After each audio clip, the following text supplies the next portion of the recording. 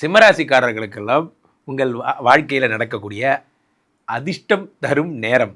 Sir இன்னொரு தடவை சொல்லுங்கள். சிம்மராசிக்காரர்களுக்கு அதிர்ஷ்டம் தரும் கிரக பயிற்சிகள் பேசுகிறாக புரிந்து கொள்ளுங்கள். 17ஆம் தேதிக்காக காத்திருங்கள். ஹெச்ஓடி சூரியன் வருகிறார். அவர் ஆட்சி அடைகிறார். சூரியன் வந்து ஆட்சி அடையும் இந்த நேரத்தில் அரச பதவியும் பொறுப்பு எல்லாம் வரும். பெரிய அளவு புரியும். 12ஆம் இடத்துல சுக்கிர பகவான் நீச்சம். இது ஒரு லைட்டாக ப்ராப்ளம். என்ன சார் வந்ததுலேருந்து ஏதோ அதிர்ஷ்டம் தரும்னு நினச்சி ஓடியாந்து பார்த்தா நீங்கள் இதை வரேன் வந்துட்டேன். சரி, அதை முடிச்சிடுறேன். அப்போது சுக்கிரன் நீச்சமாகும்போது அதை மைண்டில் வச்சுக்கோங்க. அதுக்கு முன்னாடி இன்னொன்று சொல்கிறேன். 5 கூடிய குரு பகவான் உச்சம் பெற்று 12இல் சூரியனோடு சேருகிறார். நான் திரும்ப இன்னொரு ரிப்பீட் பண்ணுறேன்.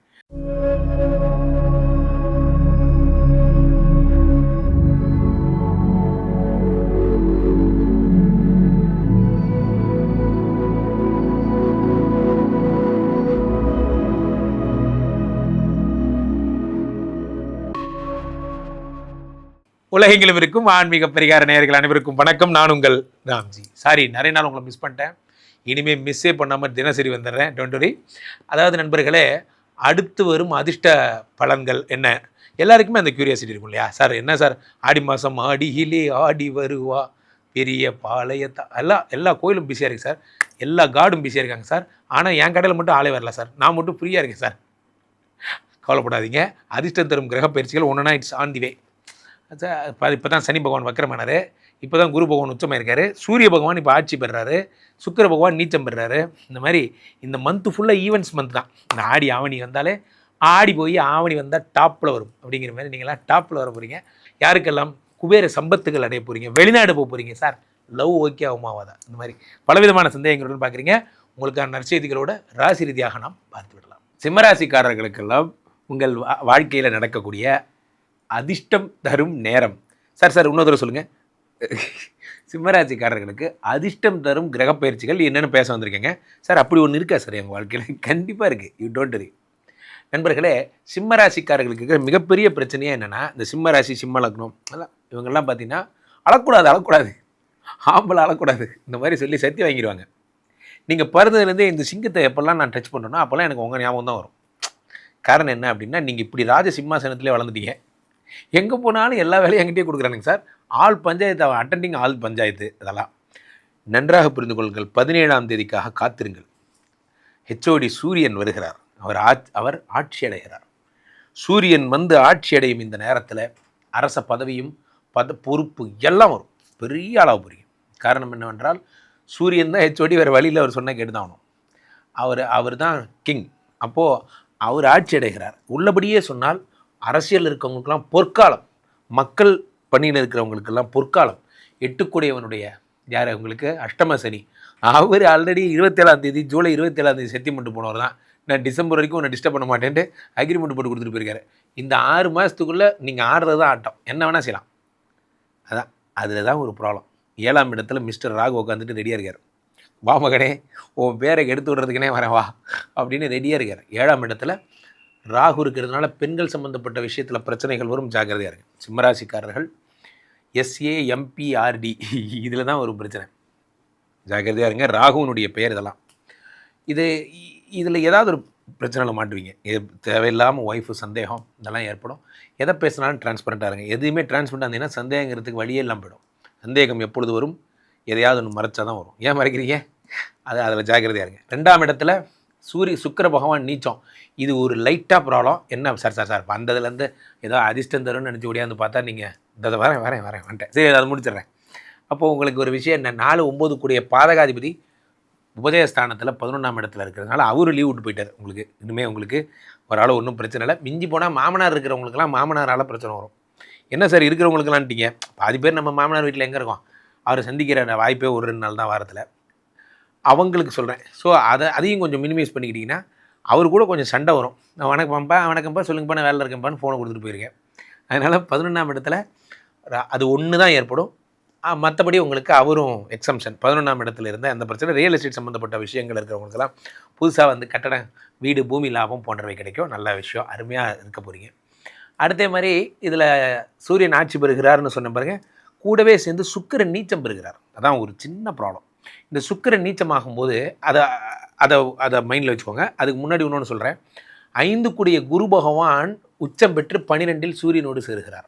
நான் திரும்ப இன்னொரு ரிப்பீட் பண்ணுறேன். குழந்தை இல்லாதவங்களுக்கு குழந்தை கிடைக்க போகுது. அரச பதவி தேடி வரப்போகிறது. நீங்கள் மன்னராக போகிறீர்கள். உங்கள் பசங்க அடுத்து அந்த மாதிரி எப்படி சொல்கிறது, ஒரு பஞ்சாயத்துக்கு போய் எலெக்ஷன் வருது, நான் நிற்க போகிறேன், நீங்கள் நில்லுங்க, உங்கள் ஒய்ஃபு நில்லுங்க, ஜெயிப்பாங்க. அப்படி ஒரே குடும்பத்தில் 2-3 நல்ல விஷயம் நடக்கும். எனக்கு ஒரு நல்ல விஷயம் நடந்துருச்சு, அவங்களுக்கு ஒரு நல்ல விஷயம் நடந்துருச்சு. அந்த மாதிரி டுகெதர் நீங்கள் ட்ராவல் பண்ணுவீங்க. அதுதான் இதில் இருக்க பெரிய விஷயம். சூரியன் தரும் அதிர்ஷ்ட பலன்களை சாதாரணமாக நினைக்காதீங்க. சூரியன் நினச்சாருன்னா ஒரே நாள் அட்சய பாத்திரம் கொடுத்தவரே அவர் தான். சூரியன் இருந்தால் அட்சய பாத்திரம் கொடுத்த மாதிரி பதவி, புகழ், பெருமை வந்துக்கிட்டே இருக்கும். சூரிய திசை கிடைக்கிறதுலாம் ரொம்ப கஷ்டம். சூரிய திசை கிடைச்சிது அப்படின்னா என்ன ஆகும்? சூரிய திசையில் உண்மையிலே அரசனாகிடுவார். அரசராக ராஜாவாகவே வச்சுருப்பார். அது பெரும்பாலும் ஜாதகத்தில் சூரிய திசையை முழுசாக என்ஜாய் பண்ணவங்க ரொம்ப கம்மி. ஏன்னா சூரிய திசைக்கு என்னென்னா அவர் முக்தி கடவுள். சூரியன்னா என்ன, உங்களுக்கு யார் அவர் தான் உலகத்தின் தந்தை. அதனால் சூரியன் வரும்பொழுது கூட்டு போயிடுவார். அதனால் அது ஒரு பிரச்சனை. நான் இப்போ இதோடு முடிக்கிறேன். உங்களுக்கு சூரியன் வரும்பொழுது ஆட்சி அதிகாரம் கிடைக்கும். சுக்கிரன் நீச்சம் என்பதால் ஒரே விஷயம் திரும்பவும் சொல்கிறேன், பெண்கள் கிட்ட போகாதீங்க, பெண்கள் கிட்ட பேசாதீங்க. பெண்கள் வேண்டாம். பெண்கள் நாட்டின் கண்கள். சொல்லுங்கள், பெண்கள் நாட்டின் கண்கள். அது மைண்டில் வச்சுக்கோங்க. ஏதாவது மெசேஜ் வந்தால் ஃபோன் ஒய்ஃப்கிட்ட கொடுத்துறது பெஸ்ட்டு. சரியா? நம்ம நல்லவராகவே இருந்தாலும் பனைமரத்தடியில் உட்காந்து ஏதோ பண்ணக்கூடாதும்பாங்க. அதை மைண்டில் வச்சுக்கோங்க. நம்ம மேலே தான் தப்பு வரும். அதனால் if you want be a clean profile then don't opposite gender நமக்கு வேண்டாம். நமக்கு ஆம்பளைங்களில் ஃப்ரெண்டே இல்லையா? அதனால் அப்படி பார்த்து டீல் பண்ணிட்டு போயிருங்க. ஸோ இப்போது சிம்மராசிக்காரர்கள் ஜாக்கிரதை. நண்பர்களே, இந்த ஒரு கிரக பயிற்சிகள் என்பது தொடர்ந்து ஒரு மாதத்தில் நடக்கின்ற ஒரு மாதமாக இது கருதப்படுகிறது. இந்த ஆடி மாதம் பொதுவாகவே ஒரு விஷயம் உங்களுக்கு சொல்லித்தரேன், கேளுங்க. ஹெச்ஓடி சூரியன் அவர் தான் டான். அதை முதல்ல புரிஞ்சுக்கோங்க. இது நிறைய பேருக்கு ஜோதிட சாஸ்திரத்தில் அவர் என்னமோ ஒரு சாதாரண ஆள் மாதிரி நினச்சிக்கிறீங்க. அவர் தான் இங்கே டீம் லீடரு. அவர் மேஷத்துக்கு வந்தால் அது பேர் சித்திரை, அவர் கடகத்துக்கு வந்தால் அது பேர் ஆடி மாதம், அவர் சிம்மத்துக்கு வந்தால் அது பேர் ஆவணி, அவர் கன்னிக்கு போனால் புரட்டாசி, அவர் மார்கழிக்கு தைக்கு போனால் அதுதான் மகரத்துக்கு போனால் தை மாதம். அவர் நின்னா நியூஸு, எந்திரிச்சா நியூஸு, உக்காந்தா நியூஸு. ஏன்னா அவர் தான் ஹெச்ஓடி. ஆனால் இந்த மாதங்கள்லாம் ஒவ்வொருத்தர் லைஃப் சேஞ்சிங் மாதங்கள். அதை நல்லா புரிஞ்சுக்கோங்க. கடகராசியில் அது கடகத்தில் சூரியன் போகிறது, அம்மாவை தேடி அப்பா போகிறார். கான்செப்ட் புரிஞ்சுக்கோங்க. கடகம் என்பது சந்திரனுடைய வீடு. அந்த சந்திரனுடைய வீட்டிலே சூரியன் பிரவேசிக்கும் போது சந்திரனும் சூரியனும் சேருகிறார்கள். அப்படின்னா என்ன அர்த்தம்? அம்மாவும் அப்பாவும் சந்திக்கிறாங்க. உலகத்தின் நாயகன், அம்மா அப்பானா நம்ம அப்பா அம்மா மாதிரி கிடையாது, உலகத்தின் அப்பா, உலகத்தின் அம்மா. அதனால் தெய்வங்கள் இணைகின்ற மாதம் என்பதால் மனிதர்கள் யாரும் அப்போது இல்லற வாழ்க்கையை திறந்து ஒரு மாதம் நிறைய பேர் காப்பெல்லாம் கட்டிட்டு ஆடி மாதம் இப்போ தான் கல்யாணம் வச்சு பிரித்து வச்சுட்டாங்க. இந்த மாதிரி ஸோ மெனி பாவம்ஸ். அதை பற்றிலாம் நம்ம பேசணும் நிறையா. நான் என்ன இன்ஸ்டா பேஜில் நிறையா பேசுகிறேன் பாருங்கள். அந்த மாதிரி ஸோ அப்போது ஆடி மாதம் என்பது இறைவனுடைய மாதமாக கருதப்படுகிறது. ஆடி மாதம் அம்பாள் ரொம்ப கேட்டதெல்லாம் வரமளிக்கும் நாயகியாக இருக்கிறார். அதனால் சக்தி மாதம்னு பேர். இந்த மாதமே அப்படி தான். யூசி ஆல் அவர் ஆடி மாதம், ஆல் கேர்ள்ஸ் அண்டு நம்ம வீட்டில் மாடர்னாக இருந்தவங்க கூட அன்றைக்கி ஆடி வெள்ளினா அன்றைக்கி பால் ஊற்றி, புத்துக்கெல்லாம் பால் ஊற்றி, கூழில் ஊற்றுவாங்க சண்டே. அவங்களுடைய கல்ச்சரை அப்போ தான் பார்ப்போம். நம்மளாக இது இவ்வளோ கல்ச்சராக இருக்காங்க அப்படின்னு. ஆடி மாதம் இஸ் த கேர்ள்ஸ் மாதம். அதில் எந்த மாற்று கருத்து இல்லை. மாரியம்மன் மாதம். ஸோ அப்போ இது என்ன ஆகுதுன்னா, நான் கடகத்தில் இப்போ சூரிய பகவான் இருக்கார். அதனால் கேட்பதெல்லாம் வரமளிக்கும் நாயகியாக அம்பாள் இருக்கிறார். இந்த மாதத்தை சரியாக புரிந்து கொண்டவர்களுக்கு ராகுவனுடைய பீடைகள் வராது. திருவேற்காடு கருமாரியம்மன் கோயில் போங்க, திருநாகேஸ்வரம் போங்க. அந்த மாதிரி பெண் தெய்வங்களை வழிபடக்கூடிய ஒரு மாதம் இந்த மாதம். அடுத்த மாதம் சூரியன் ஆட்சி பெறும் பொழுது நீங்கள் ஆண் தெய்வங்கள், அது பிள்ளையாரெல்லாம் பிறக்கிறப்ப தான் பிள்ளையார் பட்டி போகிறது இதெல்லாம். அதே மாதிரி இந்த ஆடி மாதத்தில் சுக்கிரன் நீச்சமாகிறார். அதான் பிரச்சனை.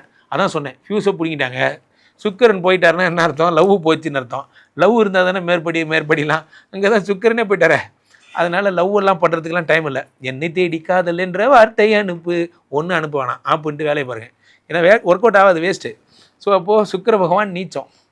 காலையில் ஐயில் வேணும்ச்சா சாயந்தரமாக ரிப்ளை பண்ணுறாரு சார் மீட்டுன்னு. அதுக்குள்ளே நான் ரெண்டு லஞ்சு 2 பஞ்சு முடிச்சு ஆஃபீஸே முடிச்சு வந்துட்டேன் சார்.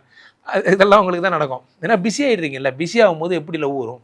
லவ் யாருக்கு வரும்? லவ் பண்ணுறதுக்கு நேரம் இருக்கிறவனுக்கு வரும். எனக்கு தான் நேரமே இல்லையே. ஸோ இப்போ 2 கூடியவன் யார்? உலகத்தின் நாயகன் சுக்கிரன் நீச்சமடைந்திருக்கிறார்.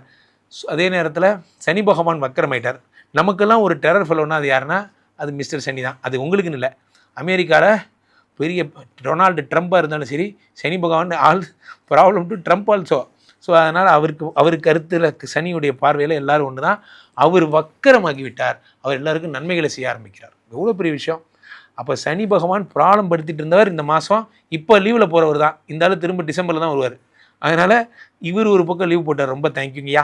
இந்த பக்கம் சுக்கரன் வேறு நீச்சம், பொழப்பை மட்டும் பார்க்கறதுக்கான அருமையான நேரம். நண்பர்களே, நல்ல நேரம் என்பதும் கெட்ட நேரம் என்பதும் எதுலேருந்து வருது? நம்ம அதை எப்படி எடுத்துக்கிறோமோ அதுலேருந்து வருது. நிறைய பேர் இப்போ தான் என் லவ்வே போச்சு, என்ன வாழ்க்கை, எனக்கு போர் அடிக்குது, லவ் போனால் போட்டுண்டா வேலை படுறா, அடுத்த மாதம் லவ் பண்ணிக்கலாம். நமக்கு எப்போ பார்த்தாலும் லவ் தேவைப்படுது. லவ் ஒரு ஆப்ஷனெலாம் வச்சுக்கிங்க. ஸோ அதனால் இந்த மாதம் ஓடுகின்ற மாதம், உயரப்போகின்ற மாதம், வாழ்க்கையில் ரொம்ப நல்லா இருக்க போகிற மாதம். அதனால் பாசிட்டிவான விஷயங்கள் பாருங்கள். ஒரு பிரச்சனை என்னவென்றால், இந்த மாதத்தில் யார், குரு பகவானும் சூரியனும் இணையும் பொழுது ராஜ்யம், அதாவது மேனேஜ்மெண்ட் ரொம்ப ஸ்ட்ராங் ஆகும். இந்த யூனியனில் இருக்கிறவங்களாம் கொஞ்சம் ஜாக்கிரதையாக இருங்க. இந்த மேனேஜ்மெண்ட்டுக்கு எதிராக சண்டை போடுறீங்க, கொஞ்சம் பொறுமையாக இருங்க.